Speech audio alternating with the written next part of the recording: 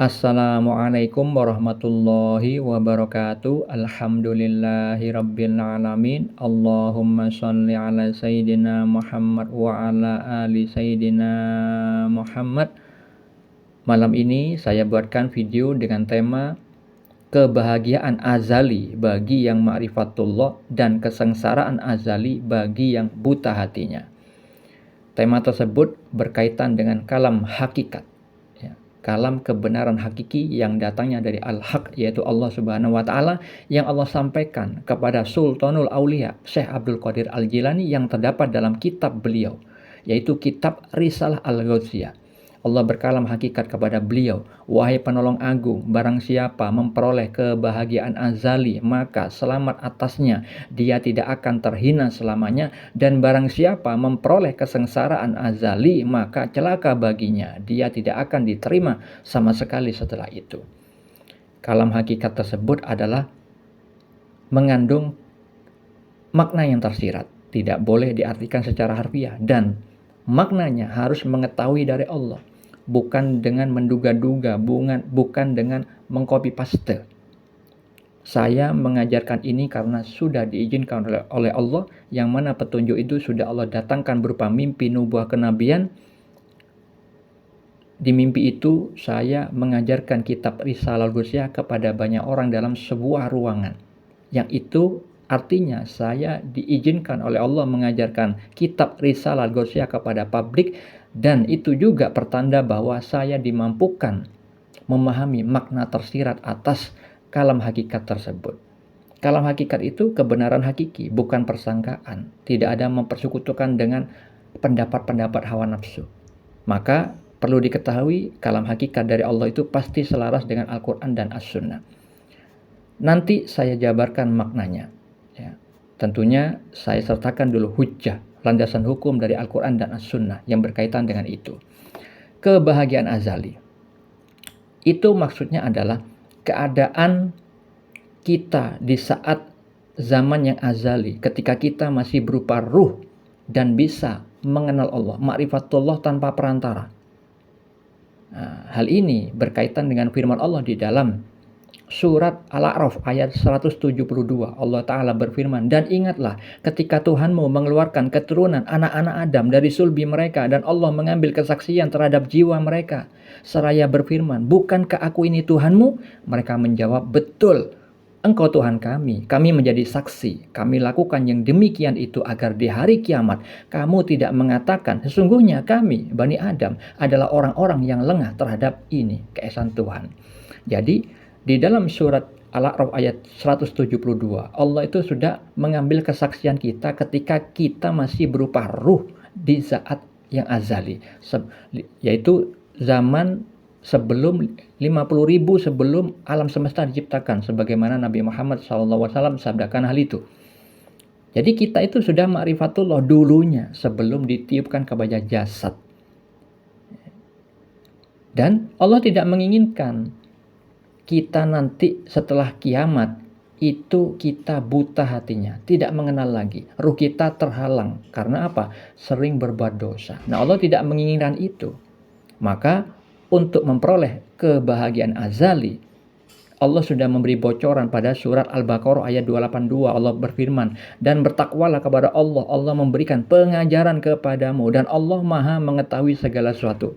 Jadi kuncinya takwa, lahir dan batin. Nanti kalau sudahkah benar ketakwaan kita menurut sudut pandang Allah, Allah akan memberikan pengajaran kepada kita. Dengan apa? Ilmu yang berbeda dengan orang lain. Karena apa? Allah maha mengetahui segala sesuatu. Nah, nanti akan mendapatkan sebagaimana yang Allah firmankan di dalam surah Yusuf ayat 86. Dan aku mengetahui dari Allah apa yang kamu tiada mengetahuinya. Begitu juga Allah firmankan di dalam surat Al-Kahfi ayat 65. Yang telah kami berikan rahmat kepadanya dari sisi kami, dan yang telah kami ajarkan ilmu kepadanya dari sisi kami. Dapat ilmu laduni, dapat dari Allah langsung, tanpa perantara. Tapi ingat, ini hanya terjadi kepada para kekasih Allah.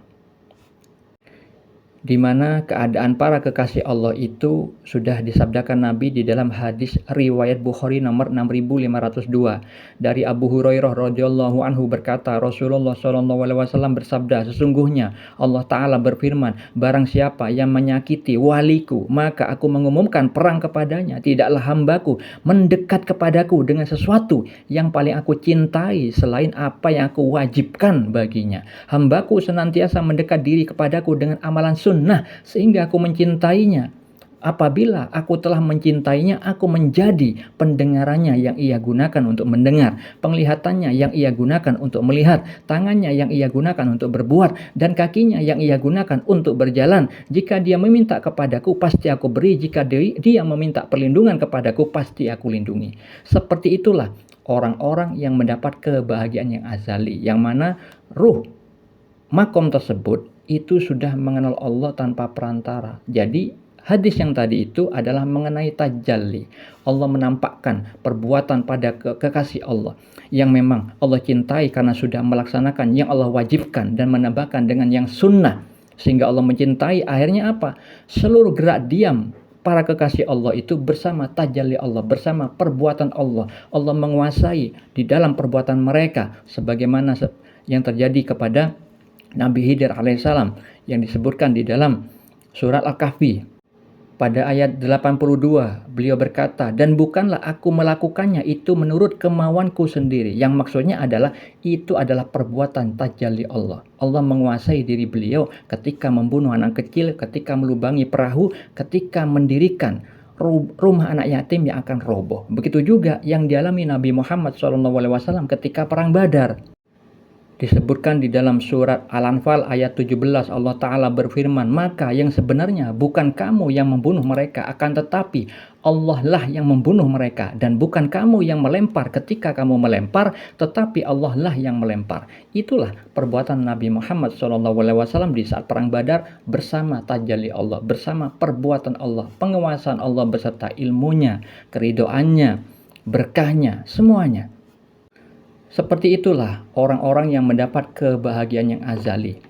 Lalu ciri-ciri mereka yang pasti adalah seperti yang Allah firmankan di dalam surat Al-Anfal ayat 2. Allah Ta'ala berfirman, sesungguhnya orang-orang yang beriman ialah mereka yang bila disebut nama Allah gemetarlah hati mereka. Dan apabila dibacakan ayat-ayatnya bertambahlah iman mereka karenanya. Dan hanya kepada Tuhanlah mereka bertawakal. Begitu juga di dalam surah Al-Maidah ayat 83 tentang keadaan mereka. Allah Ta'ala berfirman, dan apabila mereka mendengarkan Al-Quran yang diturunkan kepada Rasul Muhammad, kamu lihat mata mereka mencucurkan air mata disebabkan kebenaran yang telah mereka ketahui dari kitab mereka sendiri. Nah, seperti itulah keadaan orang-orang yang mendapatkan kebahagiaan yang azali, orang yang ruhnya telah mengenal Allah di saat di dunia, orang yang dapat musyahadah.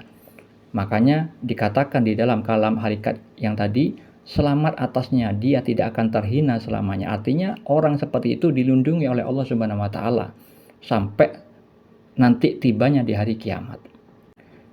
Sedangkan keadaan orang yang mendapat kesengsaraan azali adalah kebalikan dari keadaan orang yang mendapat kebahagiaan azali, yaitu orang-orang yang selalu berdosa, sehingga dosa maksiat itu menorehkan titik hitam di hatinya, yang kemudian membutakan hatinya, tidak memahami kebenaran hakiki. Keadaan mereka yang mendapat kesengsaraan azali difirmankan Allah dalam beberapa surat berikut ini.